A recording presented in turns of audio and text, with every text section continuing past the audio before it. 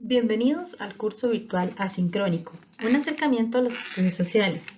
Mi nombre es María Angélica y el tema de hoy es la Segunda Guerra Mundial. Este curso llega a ustedes gracias a un esfuerzo de la Asociación Artística para Niños ASART y la Universidad Latina de Costa Rica. Bueno, como les mencioné, el tema es la Segunda Guerra Mundial, que se desarrolla en Europa de 1939 a 1945. Dentro de este recorrido del tema vamos a ver cuáles fueron las causas de la guerra, qué fue lo que pasó y cuáles fueron las consecuencias principales. Muy bien, ahora vamos a ver cuáles fueron las causas de esta Segunda Guerra Mundial. Pero antes nos tenemos que regresar a 1919 con el fin de la Primera Guerra Mundial. Recuerden que el Tratado de Paz o el Tratado de Versalles fue una de las causas de la Segunda Guerra Mundial. ¿Por qué? Bueno, en este tratado Alemania tuvo que aceptar toda la responsabilidad material y moral de la Primera Guerra Mundial. Además, se vio obligado a pagar una gran cantidad de dinero por todos estos daños. Para Alemania esto significó una gran humillación. Adicional, perdió 13% de su territorio y estos pagos iban a ser un golpe a la economía por las sumas de dinero que tenían que pagar. Además, Alemania pierde poder militar, pero luego este poder iba a ser recuperado por Hitler. Bien, nos tenemos que ir un momento al mapa e intentar comprender cómo era que estaban los imperios antes del Tratado de Versalles. El primer punto es el Imperio Ruso, que ya no existía, ahora era la Unión Soviética y había perdido estos territorios que están marcados por acá. Luego el Imperio Alemán, que pues había perdido 13% de su territorio, entre ellos la ciudad de Danzig, que después iba a ser un punto importante, y este territorio de aquí. Luego está el Imperio Austrohúngaro, que les había comentado que después del Tratado de Versalles había desaparecido por completo y ahora era Austria, Hungría, Checoslovaquia y una parte en Rumanía. Y el Imperio Otomano, que estaba aquí abajo, que es lo que es conocido hoy en día como Turquía. Pues así, después quedó distribuido todo después del Tratado de Versalles y esta nueva distribución iba a generar cierta rivalidad y descontento entre las naciones que habían perdido. Adicional a eso, algo muy importante, un sentimiento de revanchismo. ¿Qué quiere decir esto? Bueno, los países como Alemania, la Unión Soviética y el Imperio Austrohúngaro habían quedado pues con un sentimiento de revancha después de esta Primera Guerra Mundial. Acá entra importante la ambición de Hitler. Hitler buscaba recuperar todos los territorios perdidos en 1919, pero adicional a eso, conquistar un nuevo espacio vital para asegurar el desarrollo de Alemania como la primera potencia mundial. Recuerden que Hitler, aparte de ser un fascista, tenía era muy racista y él pensaba que la raza alemana era la única que era perfecta.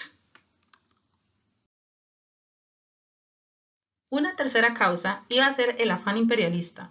Igual que en la Primera Guerra Mundial, los países pues lo que querían era tener un dominio grande en la zona, un dominio político, un dominio comercial y un dominio económico. Claramente Alemania y la Unión Soviética habían perdido muchísimo después del Tratado de Versalles y habían perdido también pues posicionamiento dentro de Europa. En el caso de Italia, que estaba dentro del equipo ganador, al final el tratado no le favorecía en nada. Entonces este afán de imperialismo pues seguía latente en estos tres estados. En el caso de la inversión en armamentos, igual que en la Primera Guerra Mundial, los estados estaban adquiriendo nuevos armamentos para estar preparados para una posible guerra. Otra causa eran las nuevas alianzas. Recuerden que igual que en la Primera Guerra Mundial, las naciones hacían como grupos con otras naciones que tuvieran pues fines comunes o similitudes. En este caso íbamos a tener dos bandos. El eje, que estaba conformado por Alemania, Italia y Japón, que tenían regímenes totalitarios. Hitler ya era dictador del Tercer Reich y Alemania e Italia compartían similitudes ideológicas. En el caso del otro bando eran los aliados, conformados por Gran Bretaña, Francia, Rusia y Estados Unidos. Otra de las causas era la ineficiencia de la Sociedad de las Naciones, que se había formado después de la Primera Guerra Mundial y no funcionó como se esperaba. De hecho, la Sociedad de las Naciones nunca supo cómo reaccionar ante el rearme alemán. Recordemos que en el Tratado de Versalles Alemania tenía prohibido volver a comprar armamento y aún así lo hizo, y además Hitler pues retira a Alemania de esta organización. La crisis económica de 1929 que estaba azotando al mundo fue otra de las causas, porque esta crisis permitió un ascenso rápido del fascismo y el nazismo en Alemania y en Italia.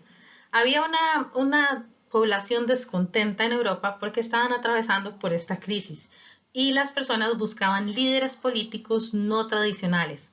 Tanto Hitler como Mussolini cautivaron a sus votantes prometiendo pues mejoras en un futuro para el país.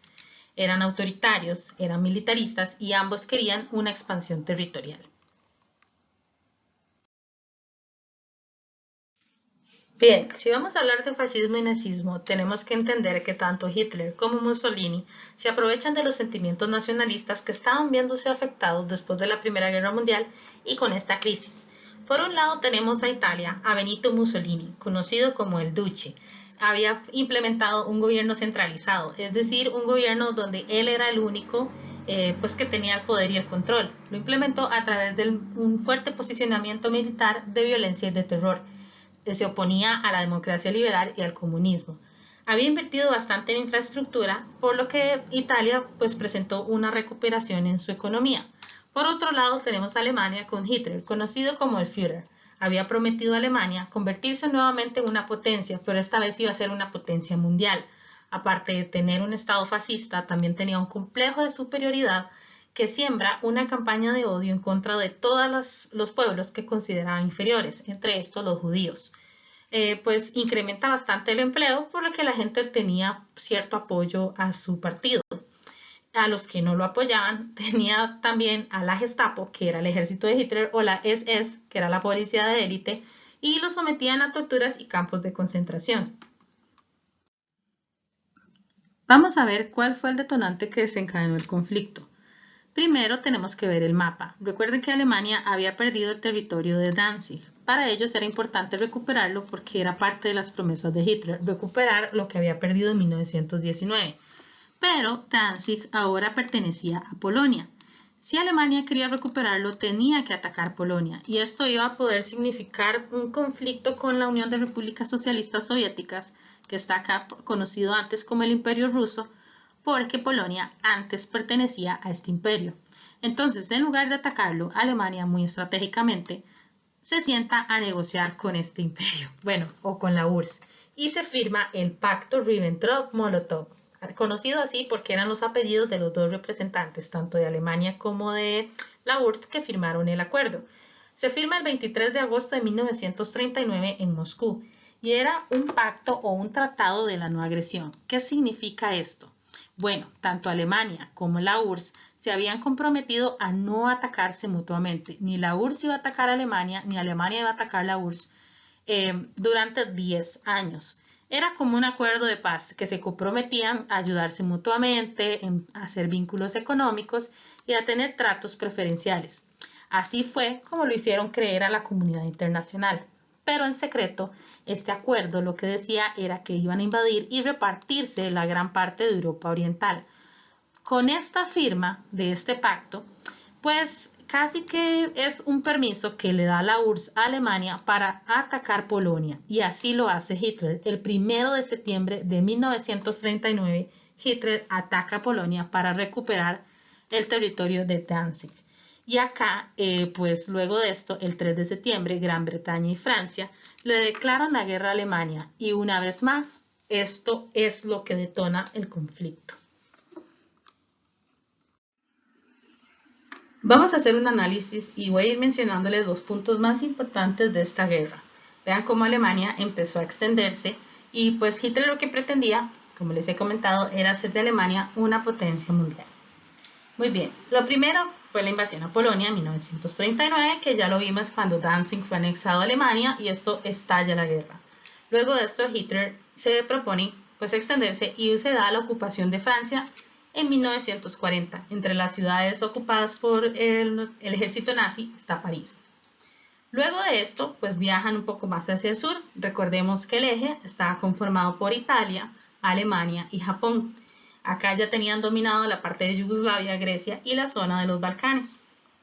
Mientras tanto, Japón invade la base naval en 1941 la base naval de Pearl Harbor de Estados Unidos, y es acá donde Estados Unidos ingresa a la Segunda Guerra Mundial a favor de los aliados. Un punto de quiebre importante, la Unión Soviética. Recordemos que Hitler había firmado un acuerdo para no invadir nunca la Unión Soviética, bueno, durante 10 años, y no lo cumplió. Lo invade y en 1942 se da la batalla de Stalingrado, una batalla que fue declarada como la más sangrienta de la Segunda Guerra Mundial. Mientras tanto, en Italia se da un hecho importante. En 1943 los aliados logran liberar Italia o hacer que Italia se rinda. Y acá, con esta victoria de los aliados, podemos decir que es el inicio del fin de la Segunda Guerra Mundial. 1944, un año muy importante. Aquí, en el estrecho de Normandía, se da el desembarco considerado como el más grande desembarco de la historia militar. Más de 150.000 hombres a mando del general Eisenhower logran entrar por acá. A esta operación se le conoce como la Operación Overlord, pero es recordado como el Día D. Acá los aliados logran liberar Francia y luego empiezan a liberar lugares como Bélgica y Países Bajos, para empezar a rodear a Alemania, que era pues el punto clave al que se dirigían. En 1945, los aliados logran derrotar a Alemania. El 30 de abril, Hitler es declarado muerto y Alemania pues acepta la rendición. Pero recordemos que es apenas el segundo país del eje. El eje eran tres: Italia, Alemania y Japón. Japón siguió luchando y en agosto de 1945 Estados Unidos lanza las bombas de Hiroshima y Nagasaki en Japón.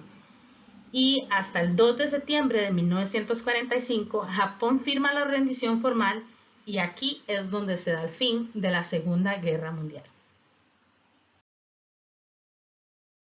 Ahora vamos a mencionar algunas de las consecuencias de la Segunda Guerra Mundial. En cuanto a las consecuencias políticas, podemos decir que el fin de los regímenes totalitarios en Alemania, Italia y Japón es una. ¿Por qué? Porque estos regímenes fueron suplantados o reemplazados por sistemas políticos más democráticos. Después se da empiezan a surgir las superpotencias de Estados Unidos y la Unión Soviética, quienes tenían pues diferentes sistemas políticos, sociales y económicos, y empiezan a decir como una competencia entre ambos. Esto es conocido como la Guerra Fría, que es una guerra ideológica. El mundo quedó dividido en dos bloques políticos, el comunista y el capitalista. Luego se da un inicio en el proceso de la descolonización, esto en lugares como en Asia y África que todavía pues tenían países que pertenecían o estaban colonizados por Europa. La creación de las Naciones Unidas en 1945 fue otra consecuencia política. Esta viene a reemplazar a la Sociedad de las Naciones que no había funcionado bien.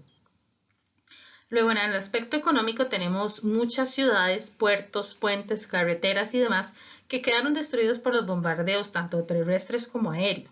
Y esto pues afecta seriamente la economía de los países que estaban pues volviendo a resurgir de los escombros. Luego Estados Unidos y la Unión Soviética crearon una industria de armamento que realmente sigue en pie todavía. Instituciones como el Banco Mundial y el Fondo Monetario Internacional venían a solventar todas estas crisis financieras mundiales provocadas por la Segunda Guerra Mundial. En el aspecto social, tenemos la muerte de alrededor de 60 millones de personas, entre militares y civiles. No tenemos un número exacto o no existe un número exacto, pero es alrededor de 60 millones de personas. Otra consecuencia social pues fue el Holocausto judío, que fue uno de los genocidios más crueles y sangrientos de la historia universal. Luego, pues la guerra afecta a muchas personas que empiezan a morir de hambre o de diversas enfermedades. Por ejemplo, en Japón murieron bastantes personas luego de que en 1945 estuvieran afectadas por la radiación provocada por la bomba que lanzó Estados Unidos en Hiroshima y Nagasaki.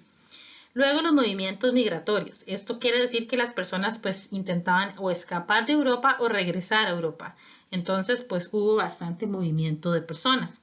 En el ámbito territorial, Alemania perdió gran parte de su territorio nuevamente. Italia perdió todas las colonias en África, igual que Japón. Y la Unión Soviética y Estados Unidos pues incorporaron varios territorios o archipiélagos, entonces pues aumentan su territorio.